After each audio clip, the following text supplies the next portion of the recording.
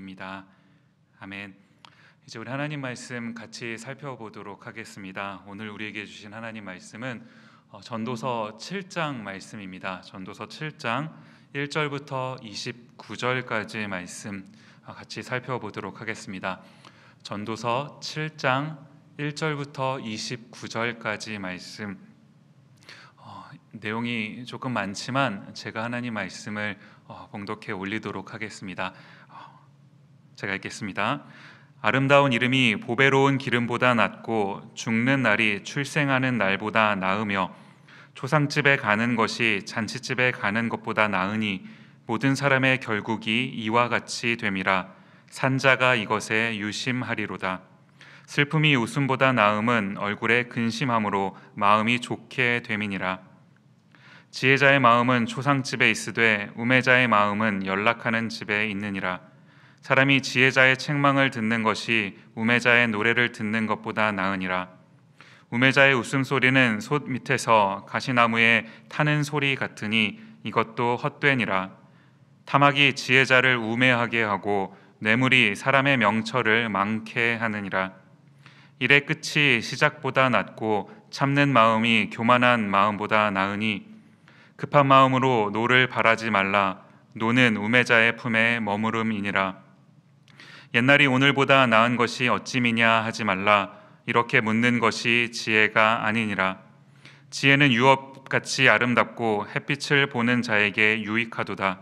지혜도 보호하는 것이 되고 돈도 보호하는 것이 되나 지식이 더욱 아름다움은 지혜는 지혜 얻는 자의 생명을 보존함이니라. 하나님의 행하시는 일을 보라. 하나님이 굽게 하신 것을 누가 능히 곧게 하겠느냐. 형통한 날에는 기뻐하고 곤고한 날에는 생각하라. 하나님이 두 가지를 병행하게 하사 사람으로 그 장래의 일을 능히 헤아려 알지 못하게 하셨느니라.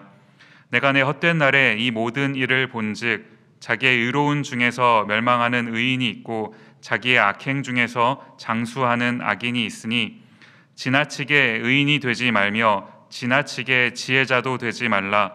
어찌하여 스스로 패망케 하겠느냐. 지나치게 악인이 되지 말며 우매자도 되지 말라. 어찌하여 기한 전에 죽으려느냐. 너는 이것을 잡으며 저것을 놓지 마는 것이 좋으니 하나님을 경외하는 자는 이 모든 일에서 벗어날 것임이니라. 지혜가 지혜자로 성읍 가운데 열 유사보다 능력이 있게 하느니라. 선을 행하고 죄를 범치 아니하는 의인은 세상에 아주 없느니라.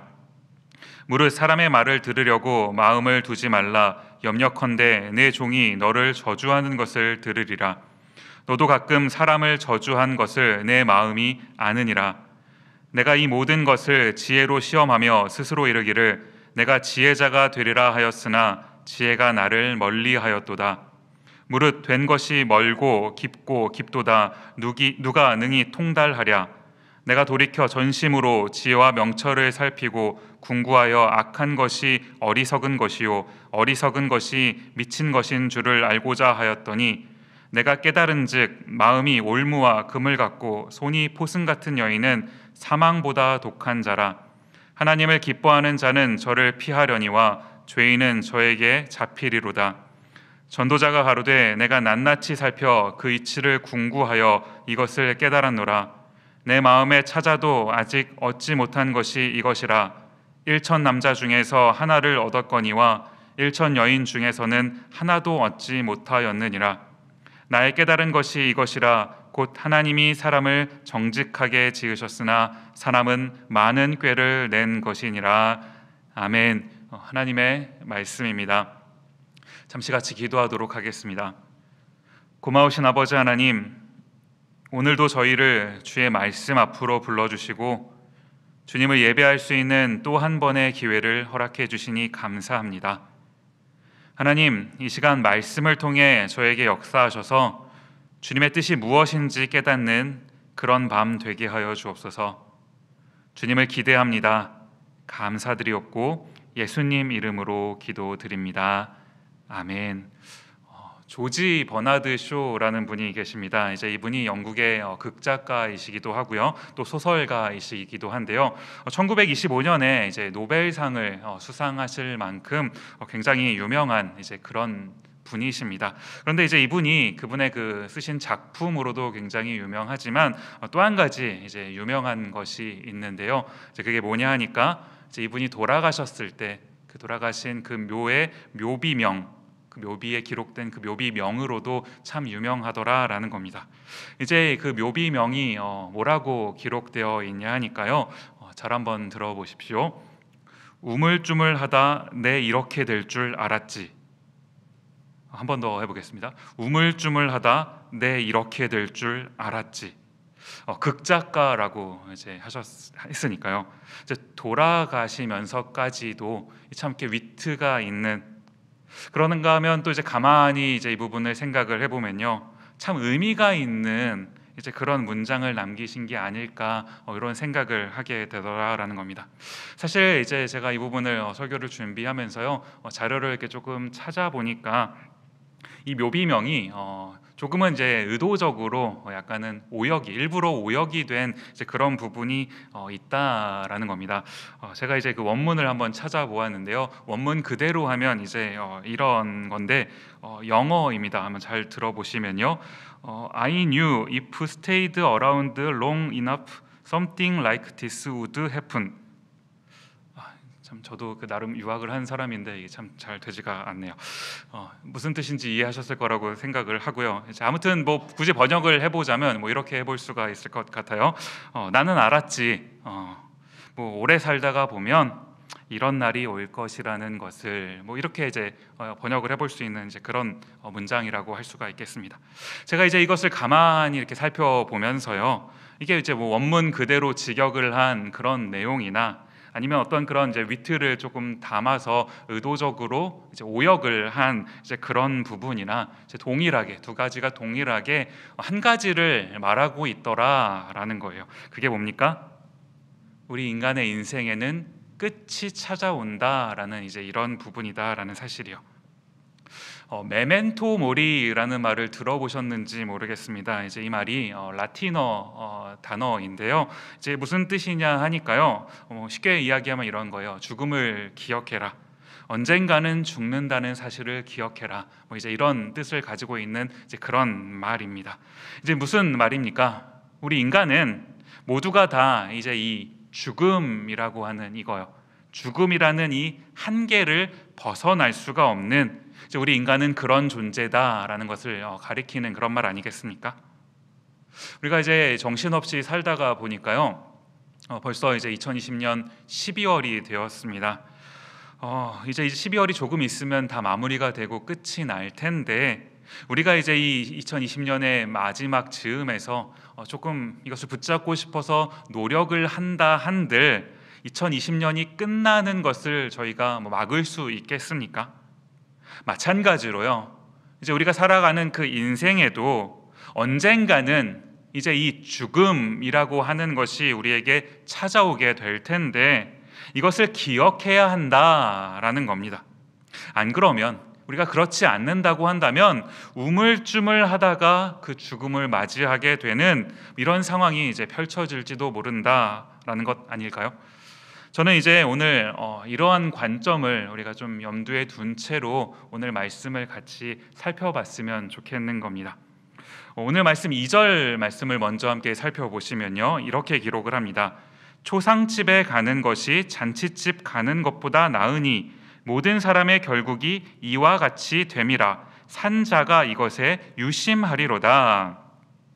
우리가 일반적으로요, 초상집에 가는 것보다는 잔치집에 가는 것이 아무래도 조금 마음이 조금 더 편하기도 하고요.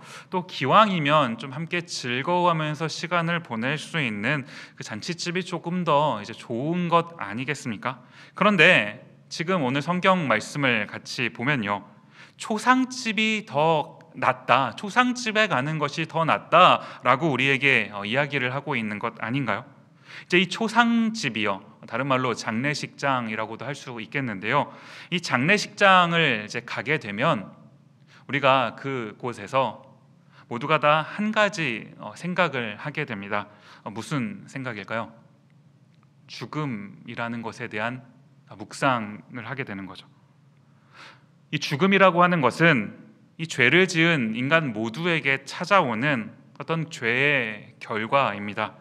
누구도, 살아가는 그 누구도요, 이 죽음이라는 것을 피할 수가 없는 거죠.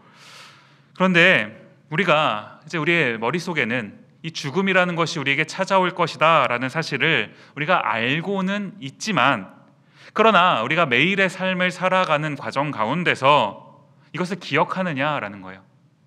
마치 우리는 영원히 살 것처럼요, 죽음을 생각하지 않고 사는 것은 아닙니까?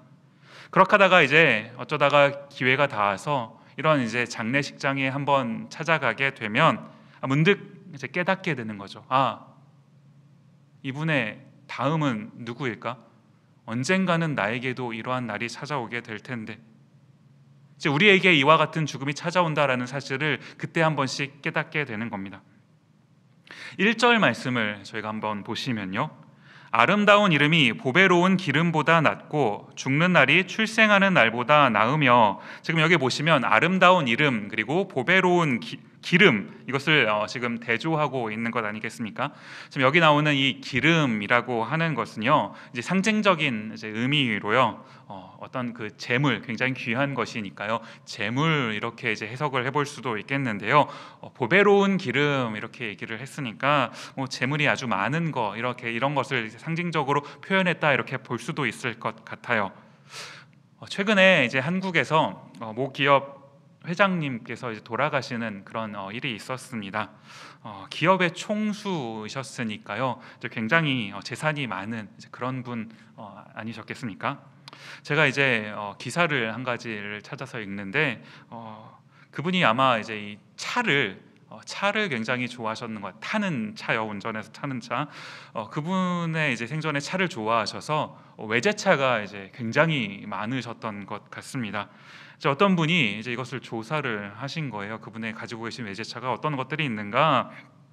그렇게 하고 이제 쭉 봤더니 그 가지고 계신 많은 외제차들 중에서 어떤 차는 같은 차종인데 두 대가 있더라는 거예요. 똑같은 차가 이렇게 두 대가 있더라는 거예요. 이제 그분 말씀이 아마 이미 그 차를 샀다라는 것을 까먹으시고 또 사신 게 아닐까, 뭐 이런 이제 말씀을 하시는데, 사실 진짜인지는 모르겠습니다만, 제가 이제 이 장면을 가만히 생각을 해보면서요, 아무리 우리가 이 세상에서 가진 게 많고 재산이 많고 내가 소유한 게 많아도요, 그냥 저렇게 남겨져 버리고 마는 것, 죽음이라고 하는 이 것 앞에서 이 재물이라고 하는, 우리의 소유라고 하는 것이 참 전혀 유용하지가 않은 이제 이런 장면들을 우리가 보게 되는 것 아니겠습니까? 그런데요, 반대로 지금 방금 읽었던 구절에서 이 아름다운 이름이요, 우리는 모두가 다 이름을 가지고 있습니다. 부모님께서요, 혹은 이제 다른 어떤 분께서 이제 우리가 태어날 때 그 이름을 저희에게 이제 붙여 주신 겁니다. 이제 우리가 태어났을 때는요, 이제 갓 태어난 갓난쟁이일 때는 이제 그 이름, 붙여주신 어떤 이름으로 불려지는 것, 이제 우리가 할 수 있는 것은 그거밖에 없는 거죠. 그렇게 불려지는 거요. 그런데 우리가 이제 그렇게 시작된 인생이 평생을 살아가다가 죽을 때가 되면요, 이제 죽게 되면 우리의 이름이 이제 어떤 고인의 이름으로 불려지게 되면 이제 그 이름과 함께 뭐가 기억되는 건가요? 그 사람의 평생의 삶이 어떠했는지가 그 이름과 함께 기억이 되는 것 아니겠습니까? 이때 이 아름다운 이름이요, 우리가 어떠한 사람들에게 이 아름다운 이름을 가진 사람으로 기억될 수 있다면, 많은 재산, 어떠한 것을 많이 소유한 그런 삶을 산 그런 삶보다 이것이 더 낫다, 이것이 훨씬 더 중요한 것이다, 지금 성경이 이것을 가르쳐주고 있는 것 아니겠습니까? 우리가 이제 이런 아름다운 이름을 남기는 삶, 이런 삶을 살기 위해서는요, 어떻게 해야 되는 것일까요? 먼저 살펴보고 싶은 부분은요, 오늘 본문 5절 말씀입니다. 제가 읽겠습니다. 사람이 지혜자의 책망을 듣는 것이 우매자의 노래를 듣는 것보다 나으니라. 우리가 누군가에게 책망의 소리를 듣는 거 참 불편한 일입니다. 뭐 좋은 약은 입에 쓰다, 뭐 이런 말 우리가 잘 알고 있지만, 그래도 뭐 쓴 건 쓴 거니까요. 뭐 그게 이제 뭐 달 수는 없는 것 아니겠습니까? 뭐 좋을 수는 없는 거죠. 저도 이제 이렇게 어쩌다 한 번씩 말씀을 전하고요. 이제 설교를 하고 집에 돌아가면 이제 조금 있다가 한국에 계신 저희 어머니한테 이제 전화가 옵니다. 연락이 와요. 지금도 아마 그 설교를 보고 계실 것 같아서 제가 이제 함부로 말씀을 할 수가 없을 것 같긴 한데, 저희 어머니는 제가 이제 아들이다가 보니까 사랑하는 마음이 있으시니까요. 아들 이렇게 했으면 좋겠어. 이 부분은 이렇게 지적도 해주시고 이제 말씀을 해주시는 거죠. 네, 싫지 않습니다, 어머니. 좋습니다. 네, 우리가요 당연히 누군가가 나를 칭찬하는 말, 인정하는 말, 듣기 좋게 해주는 말, 이런 게 좋죠. 이런 게 참 잘 들리기도 하고 참 위로가 되잖아요. 많은 격려가 됩니다. 특히 요즘같이 이런 코로나 시즌에서 참 힘든 하루하루를 살다가 보면 이런 따뜻한 나를 격려하는 말 한마디가 얼마나 큰 위로가 되는지 모릅니다. 그런데요, 우리가 이제 이런 나를 좋게 해주는 이러한 말들, 이런 좋은 말들만 따라가다가 보면 뭘 놓치게 되는 겁니까? 내가 지금 고쳐야 하는 것이 무엇인지를 깨달을 수 없게 된다라는 거예요. 물론 그것을 이제 지적당하고 고쳐야 하는 그 일, 그것이 유쾌한 일은 아닙니다. 그런데요, 우리가 한번 이렇게 생각을 해봤으면 좋겠어요. 여러분, 사랑의 반대말이 무엇인지 혹시 아십니까? 사랑의 반대말이요. 사랑의 반대말은 미움이 아니고요. 사랑의 반대말은 무관심이다라는 겁니다. 누군가가 나를 책망해 준다라는 건요, 관심이 없기 때문이 아니죠. 관심이 있으니까 책망의 소리를 하면서 고쳐주고 싶은 것 아닐까요? 마찬가지로 하나님께서 나를 정말 사랑하셨어요. 우리를 정말 사랑하셔서 이제 어떤 사람을 우리에게 특별히 보내주셔서요, 우리를 책망하게끔, 지적하게끔, 쉽지 않은 일이지만 하나님이 사랑하셔서 그 일을 하신다라는 거죠. 그분은 주님께 쓰임받고 있는 것 아니겠습니까? 우리가요, 이러한 그 하나님의 어떤 책망의 말, 주변 사람들의 이러한 말에 귀 기울일 수 있는 이런 사람이 되었으면 좋겠는 겁니다. 그런가 하면 또 한 가지는요, 8절 말씀인데요, 일의 끝이 시작보다 낫고 참는 마음이 교만한 마음보다 나으니, 지금 여기 보시면 참는 마음이 교만한 마음보다 낫다라는 말이요. 지금 여기 교만이라는 말이 등장하고 있는데, 여러분, 교만이라는 것이 무엇입니까? 성경은 교만을 이렇게 이야기하더라라는 거예요. 신명기 8장 14절 말씀에 보시면요, 두렵건대 내 마음이 교만하여 내 하나님 여호와를 잊어버릴까 하노라. 교만이 뭐라는 거예요? 여호와를 잊어버리는 거예요. 여호와를 잊어버리는 게 무엇입니까? 우리 역대하로 가셔서요, 역대하 32장 25절 말씀이요, 히스기야가 마음이 교만하여 그 받은 은혜를 보답지 아니함으로 진노가 저와 유다와 예루살렘에 임하게 되었더니, 교만이 뭐라고요? 받은 바 은혜를 보답하지 않는 거, 이것이 교만이다라는 겁니다. 그런데요, 우리가 가만히 한번 생각을 해보면요, 우리 삶에 하나님께서 우리에게 베풀어 주신 어떤 그 은혜, 이 은혜라는 것을 빼놓고 생각할 수 있는 부분이 있는 겁니까? 이 은혜를 제외하고는요, 그 어떤 것도 설명할 수 있는 부분이 없거든요. 모든 것이 다 주님의 은혜인 겁니다. 하나님께서 우리에게 허락해 주신 거, 하나님께로부터 우리에게 온 거, 우리의 삶이 다 이러하더라라는 거예요. 우리가 이것을 잊어버리는 거예요. 이 모든 것이 다 주님께로부터 왔다라는 이 사실을 잊어버리는 거, 이것이 교만이다라고 성경이 지적하더라라는 거예요.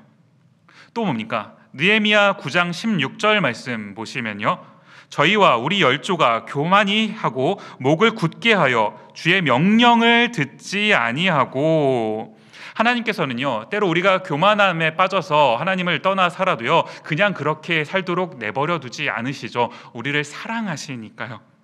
이제 다시 말씀으로 우리를 때로는 어떤 위로를 통해서 돌아오게끔, 때로는 어떤 책망을 통해서 하나님 품으로 다시 돌아오게끔 이렇게 해주시는 것 아닙니까? 그런데요, 교만이 뭐라는 겁니까? 이러한 주님의 말씀을 듣지 않는 것, 이것이 교만이다. 성경이 분명히 이야기하고 있더라라는 거예요. 이제 우리가 이러한 관점에서 교만이라는 것을 살펴본다면요, 교만이 무엇입니까? 하나님보다 내가 앞서는 거예요. 하나님을 기다리지 못하는 거예요. 오늘 전도서 말씀으로 돌아가셔서요, 오늘 전도서 말씀도 같은 말씀을 지적하는 것 아닙니까? 참는 마음이 교만한 마음보다 낫다라는 것, 참는 마음을 가져야 한다라는 것이요.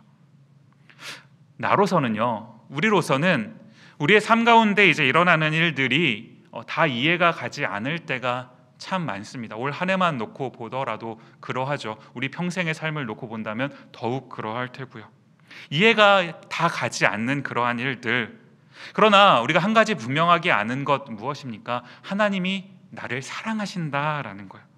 나를 사랑하셔서 하나님께서 나에게 그 은혜를 베풀어 주실 거다라는 사실, 우리가 이 사실을 믿고 있는 것 아니겠습니까? 우리가 그 사실을 신뢰하니까, 그 하나님을 믿으니까요, 주께서 내 삶 가운데 역사하실 것이다 라는 사실을 기다릴 수 있어야 한다라는 거예요. 예레미야 애가 3장 26절 말씀에 보시면요, 사람이 여호와의 구원을 바라고 잠잠히 기다림이 좋도다라고 기록을 합니다. 이 모습이, 저는 이 모습이요, 우리 에덴교회 성도님들의 모습이 되었으면 좋겠어요. 우리 모든 신앙인들의 모습이 이와 같았으면 좋겠는 겁니다.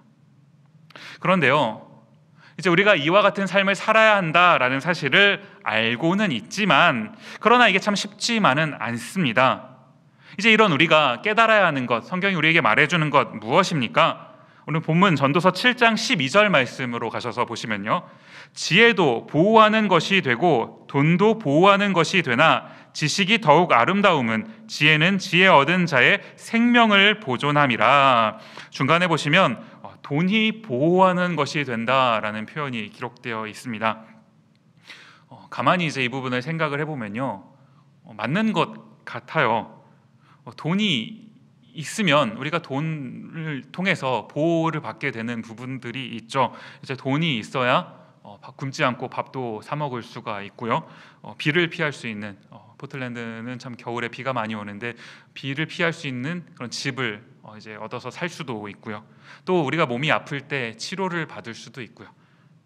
돈이라는 것은 참 우리에게 이제 이와 같은 것들을 제공하더라라는 겁니다. 마치 이것처럼요, 지혜도 우리를 보호해 준다라는 거예요. 우리가 이 구절을 조금 더 자세히 보면요, 뭐라고 이야기를 하는 겁니까? 지혜가 훨씬 더 중요하다. 지금 오늘 본문이 이렇게 얘기하고 있더라라는 겁니다. 방금 읽었던 이 12절 말씀을요, 우리가 개역 개정판이라는 성경을 통해서 한 번 더 보시면요, 이렇게 기록을 합니다. 지혜의 그늘 아래에 있음은 돈의 그늘 아래에 있음과 같으나 지혜에 관한 지식이 더 유익함은 지혜가 그 지혜에 있는 자를 살리기 때문이니라. 지금 여기 보시면 지혜의 그늘이라는 표현이요, 제가 이제 이 부분을 묵상을 하면서 설교를 준비를 하고 있는데 문득 그 광야 생활을 하는, 이 광야길을 걷고 있던 이 이스라엘 백성들 생각이 났습니다. 이 광야라고 하는 곳이요, 참 쉽지 않은 힘든 그런 곳 아니겠습니까? 그곳에서 이제 하나님께서 이제 당신의 백성들, 사랑하시는 이스라엘 백성들을 어떻게 보호하시는 건가요? 출애굽기 13장 21절 말씀에 보시면요, 여호와께서 그들 앞에 행하사 낮에는 구름 기둥으로 그들의 길을 인도하시고 밤에는 불 기둥으로 그들에게 비추사 주야로 진행하게 하시니. 지금 여기 보시면 낮에는 구름 기둥으로 인도하셨다라는 이 부분이, 그 더운 사막 길에서 하나님께서 그들에게 구름 기둥으로 그늘이 되어주시는 지금 이런 장면 아니겠습니까? 이거를 보면요, 어떤 상징적인 이미지를 우리가 한번 떠올려 보면 하나님께서 홀로 그 뜨거운 태양을 다 막아주시고요, 하나님께서 막아주시는 그것을 통해서 이 펼쳐지는 그늘 안에서 하나님께서 사랑하시는 그 백성들이 쉬는 거예요. 그 주님의 품 안에서, 그늘 안에서 쉬는 그 장면이, 이 광야길이라는 것은요, 이제 우리의 인생길이다라고 늘 이제 이렇게 표현되는 이제 그런 장소 아닙니까? 참 힘든 곳이에요. 어떤 일이 어떻게 펼쳐질지 모르고 내일을 장담할 수가 없는, 이제 광야라는 곳은 이러한 곳이다라는 겁니다. 이제 이런 광야에서요, 주의 그늘 아래에서 쉬는, 이제 이런 주님의 보호를 받는 삶이요, 우리가 지혜의 그늘 아래에 있다라는 것, 전능하신 하나님의 그늘 아래에 있다라는 것은 이런 걸 의미하는 것 아니겠습니까? 그런가 하면 분명히 하루하루 살아가는 이 현실의 삶은 광야입니다. 광야인데 이 하나님께서 어떻게 우리를 보호해 주시는 건가요? 때로는 이제 먹을 것을 공급해 주시기도 하고요, 심지어 고기도 먹여주세요. 그 광야에서요. 깨닫지는 못했지만 돌이켜보니 발이 부르트지 않도록 시켜주셨고 옷이 헤어지지 않도록 하나님께서 이 세밀한 간섭하심으로 역사해 주셨던 것 아닙니까? 이스라엘 백성들만 그러한가요? 우리가 지난 살아온 삶을 돌이켜보면 하나님의 이와 같은 세밀한 역사하심이, 이 은혜가 우리의 삶 속에도 동일하게 함께했던 것 아닙니까? 오늘 말씀을 통해서 보면요, 본문 14절 말씀입니다. 형통한 날에는 기뻐하고 곤고한 날에는 생각하라. 하나님이 이 두 가지를 병행하게 하사 사람으로 그 장래의 일을 능히 헤아려 알지 못하게 하셨느니라. 중간에 보시면 이 두 가지요, 어떤 두 가지입니까? 형통한 날과 곤고한 날이요. 우리 인생길에는 이 형통한 날과 곤고한 날이 이제 계속해서 반복해서 일어난다라는 거예요. 그런데 우리가 우리 인생길 가운데 이제 어떠한 상황, 어떠한 형편을 만나게 되더라도 우리가 주목해야 할 한 가지 표현, 무엇입니까? 지금 이 번갈아 가면서 일어나는 이 형통과 곤고가 누구에 의해서 우리에게 주어졌는가, 누가 이것을 주관하시는가라는 부분입니다. 오늘 지금 14절 말씀이 뭐라고 얘기하고 있는 건가요? 하나님이 이 두 가지를 병행하게 하사요. 하나님이 이 두 가지를 병행하게 하사요. 이 일의 주관자가 누구라고 지금 성경이 얘기하고 있는 겁니까? 하나님이 하신다라는 것이죠. 하나님이요, 때로는 우리 삶 가운데 형통한 일을 허락하십니다. 그러는가 하면 하나님이 때로는 우리 삶 가운데 곤고한 일을 만나게 하세요. 그러나 우리가 어떠한 상황을 접하게 되더라도, 무슨 일을 겪게 되더라도요, 깨달아야 하는 것 한 가지, 무엇입니까? 이 모든 것이 다 하나님의 주권 아래에 있다라는 이 사실이요. 그 주권자이신 하나님께서 어떠한 순간에도 우리를 떠나지 아니하시고 우리와 함께하고 계신다, 그 그늘로 우리를 보호해주고 계신다라는 이 사실이요. 우리가 이것을 기억한다면요, 형통한 날에도요, 하나님이 우리에게 형통을 허락해 주셨을 때 그 형통을 허락해 주시는 분이 하나님이심을 우리가 기억한다면, 단순히 어떤 일이 좀 잘 돼서 그것에 대한 기쁨, 요 정도가 아니라요, 하나님이 나에게 이것을 주셨구나라는 이 진짜 기쁨을 누릴 수 있게 되는 것 아니겠습니까? 반대로 우리 인생 가운데 때로 어떤 고난이 찾아온다 하더라도요, 하나님께서 그 순간에도 나와 함께 하신다라는 사실, 주의 그 전능자의 그늘로 나를 덮어주고 계신다라는 사실, 우리 때로 힘들어서 설령 그 순간에 잠시 우리가 그 하나님을 잊는다 하더라도, 믿지 못해도요, 그러나 그게 사실이거든요. 주님께서 주의 백성을 보호하시는 것이 사실이거든요. 이게 하나님께서 당신의 백성들에게 허락해 주시는 은혜다라는 겁니다. 우리가 사는 세상을 이제 가만히 이렇게 보면요, 전도서 7장 15절 말씀 같은 일들이 일어나게 되는 것을 보게 됩니다. 내가 내 헛된 날에 이 모든 일을 본즉 자기의 의로운 중에서 멸망하는 의인이 있고 자기의 악행 중에서 장수하는 악인이 있으니. 이 구절을 이렇게 가만히 놓고 보면요, 참 이해가 안 되는 그런 부분이 있어요. 분명히 의인인데, 성경이 기록하는 의인인데 그런데 그 인생이 잘 안 된다라는 겁니다. 잘 풀리지가 않아요. 뭔 이런 일들이 자꾸 겹치는지. 그러는가 하면요, 반대로 악인인데요, 분명히 악인인데 그런데 그 사람의 인생을 보면 뭔가 잘 되는 것 같아요. 그 인생이 술술 풀려가는 것 같습니다. 그러나 우리가 이런 상황이 우리 눈앞에 펼쳐진다 하더라도 잊지 말아야 하는 한 가지, 무엇입니까? 오늘 7장 29절 말씀으로 쭉 가셔서 보시면요, 나의 깨달은 것이 이것이라 곧 하나님이 사람을 정직하게 지으셨으나, 그 다음 보시면요, 사람은 많은 꾀를 낸 것이니라. 세상 돌아가는 일을 이제 우리가 가만히 놓고 보면요, 그걸 보면서 저 사람은 어떻게 저렇게 살아가지? 왜 저 사람은 저런 일들을 겪지? 우리 눈에 보이는 이런 것들을 보면서 우리가 우리 나름대로 한번 꾀를 내보는 겁니다. 한번 내가 이렇게 한번 해봐야지. 어떻게 하면 조금 더 잘 살 수 있을지, 어떻게 하면 내 삶이 조금 더 나아질지, 어떻게 하면 좀 손해를 덜 볼지요.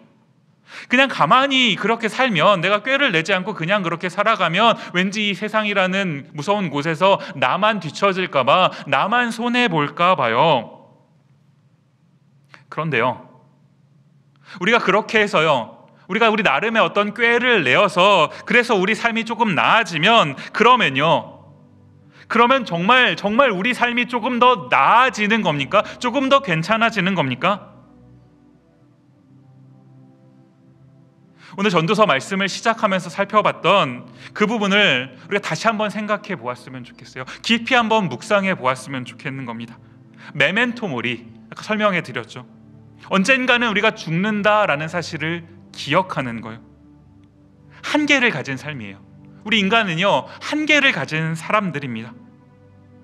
그 한계를 가진 우리가 하나님께서 허락하신 이 삶을 살아가면서요, 내 방식대로, 내 꾀대로 살아가는 이것 아니라요. 비록 우리 인간은 이런 어떤 한계에 갇힌 그런 삶을 살아가는 존재이지만, 이런 우리를 불쌍히 여기시고 이런 우리를 사랑하셔서 그 하나님, 그 전능하신 하나님께서 당신의 그 그늘로 우리를 보호하시고 인도하시는 그 하나님의 그늘을 신뢰하는 인생이요.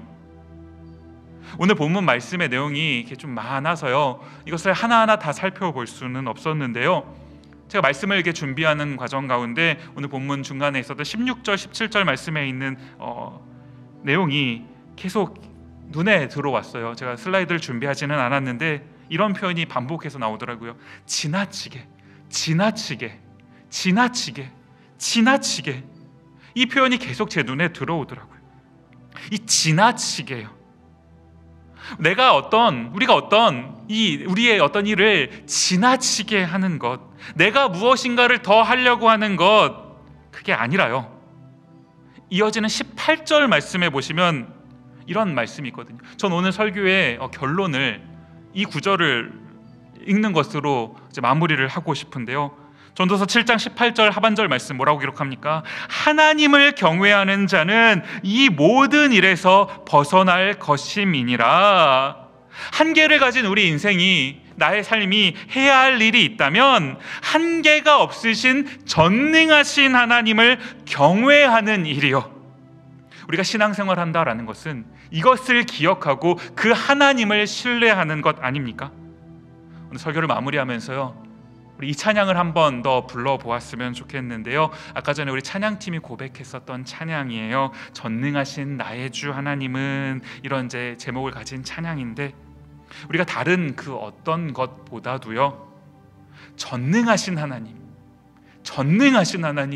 그 하나님을 기억하고 살아가는 거예요. 그 하나님을 경외하는 삶을 살아가는 거, 그 하나님을 믿는 거요. 우리의 믿음, 이 믿음을 우리 이 찬양에 담아서, 고백을 담아서 함께 찬양했으면 좋겠습니다. 반주를 부탁드립니다. 함께 찬양하도록 하겠습니다.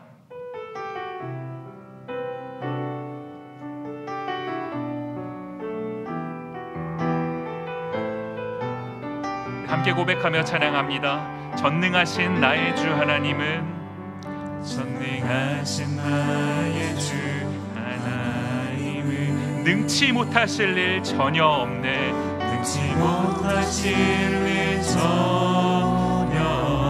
우리의 모든 간구도 모든 생각도 우리의 모든 꿈과 모든 소망도 신실하신 나의 주 하나님은 우리 하나님 이런 분이세요. 우리의 모든 괴로움 바꿀 수 있네. 불가능한 일 행하시고 죽은 자를 일으키시니 그를 이길 자 아무도 없네. 우리가 할 일 무엇입니까? 주의 말씀 의지하여 깊은 곳에 금을 던져 오늘 그가 놀라운 일을 이루시는 것 보라. 놀라운 일을 이루시는 주의 말씀 의지하여 믿음으로 금을 던져 우리 믿으시면서요. 믿는 자에게 능치 못함 없네. 처음부터 한 번 더 고백하며 찬양할까요? 전능하신 나의 주 하나님은 우리 하나님 이런 분이세요. 능치 못하실 일 전혀 없네. 전능하신 하나님이 우리에게 귀 기울이시는 겁니다. 우리의 모든 생구도 우리의 모든 꿈과 모든 소망도 변함없으신 신실하신 하나님이요 신실하신 나의 주 하나님 우리의 모든 괴로움 바꿀 수 있는 주님은 한계가 없으신 하나님이세요. 불가능한 일 죽은 자를 일으키시니 그를 이길 자 아무도 없네. 우리 믿음을 담아 이렇게 고백합니다. 주의 말씀 의지하여 깊은 곳에 금을 던져 오늘 그가 놀라운 일 이루시는 것 보라. 놀라운 일을 이루시는 주의 말씀 의지하여 믿음으로 금을 던져 믿는 자에게 능치 못함 없네. 우리 한 번 더 고백하십시다. 주의 말씀 의지하여 깊은 곳에 금을 던져 오늘 그가 놀라운 일 이루시는 것 보라. 놀라운 일을 이루시는 주의 말씀 의지하여 믿음으로 금을 던져 믿는 자에게 능치 못함 없네. 능치 못함 없네. 반주를 계속 들으시면서요 잠시 눈을 감고 기도하도록 하겠습니다. 우리가 하나님을 어떻게 믿고 있습니까?